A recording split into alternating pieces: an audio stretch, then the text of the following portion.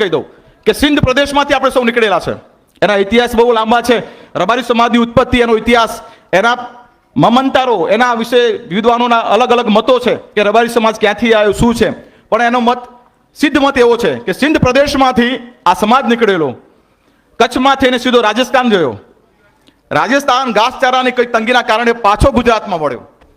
એટલે આ સમાજની સંસ્કૃતિથી પણ આપણા સંતાનો પરિચિત હોય, આ સમાજની સભ્યતાથી પણ આપણા સંતાનો પરિચિત હોય.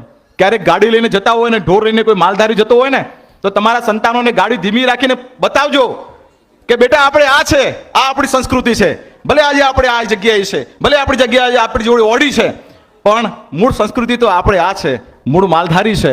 એને સમાજના મૂળ સાથે જોડી રાખજો. આપણે સૌએ એક દીપ પ્રગટાવવાનો છે આપણા ઘરમાં, સમાજમાં, રાષ્ટ્રમાં. મિત્રો, સમાજવાળું કરવાનું છે. ले मसाल चल पड़े हैं लोग मेरे गांव के, अब अंधेरा जीत लेंगे लोग मेरे गांव के. पूछती है झोपड़ी और पूछते हैं खेत भी, कब तक लुटते रहेंगे लोग मेरे गांव के. ले मसाल चल पड़े हैं लोग मेरे गांव के. नया सूरज अब उगेगा पहाड़ के हर गांव में, अब इकट्ठा हो रहे हैं लोग मेरे गांव के.